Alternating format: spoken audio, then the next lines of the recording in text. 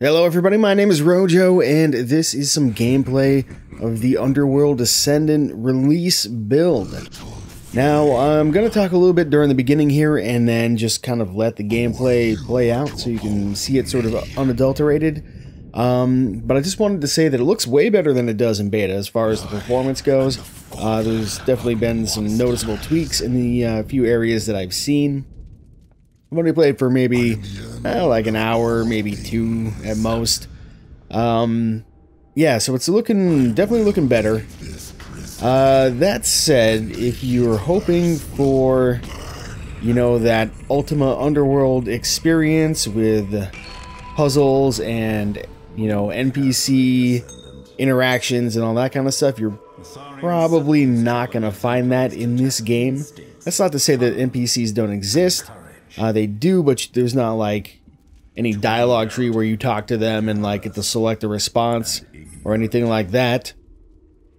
And the only NPCs that you really interact with, I think, are in Markall, for the most part, as far as I know anyway, at least from what I've seen in the beta and what I've seen so far.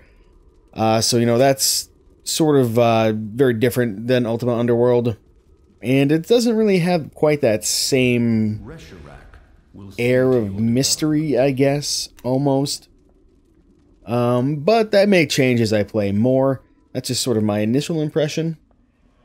Also, speaking of Markall, that's sort of like the hub area of the game, like the town, if you will. It's the only settlement that I know of in the game where you interact with NPCs and stuff. And it's sort of where you go and you'll get updates from those NPCs, and you'll select a mission and do some trading at the shop that's there, and you got like a little personal stash where you can store some stuff. But then when you go to start a mission, it's not like the game is one big dungeon like Ultima Underworld. It's all kind of disjoint specific levels, which are all decently big. But yeah, so it's not like an open world kind of thing, though. It's very much separate experiences as you do each mission. So that, may disappoint some people, some people might not care, I don't know, but it's worth mentioning. If you're not familiar with this game at all, the leveling is also quite different than Ultima Underworld. Essentially, you have a skill tree with a bunch of, just a ton of different skills on it, that all sort of give you different advantages, of course. But the way that you get skill points is not by killing monsters or exploring or anything like that exactly, or leveling up. There's no levels in the game as far as I can tell. You get new skill points by doing what are called feats, which are just stuff you do when you play the game. So you might get a feat might be to cast a spell of a certain complexity, or it might be to kill an enemy without getting hit, or to jump really far, or find lots of little messages or something like that. All kinds of different stuff, I expect. So once you do these things, then you can go and you get points for doing these things. You can spend those points in town to unlock new skills, which will allow you to do, in theory, more stuff and get more skills, etc., etc. That said, though, the game has been fun for me, at least. It kind of feels remarkably kind of like Dark Messiah of Might and Magic, if you've played that game. And that's not a bad thing. I enjoyed the hell out of Dark Messiah of Might and Magic. So, if you're interested in a game like that, this might be up your alley. I guess you could sort of think of this as like Dark Messiah of Ultima Underworld or something like that, because Dark Messiah was definitely a departure from the standard Might and Magic formula, as this is, I guess, from the Ultima Underworld formula to some extent. Aside from that, I guess I don't really have a whole lot else to say. I was hoping to get gameplay of Upper Erebus, but there's a patch that I'm actually literally downloading right now, and I want to get this video out. So I'm going to figure out some other gameplay to show you guys. It'll be early in the game. you know, like first couple areas. So you don't have to worry too much about major story spoilers or anything. It's just going to be like, you know, the very beginning of the game that you'll see in the first hour of play. So yeah, enjoy the video, and hopefully this helps you decide if the game is something that you're interested in.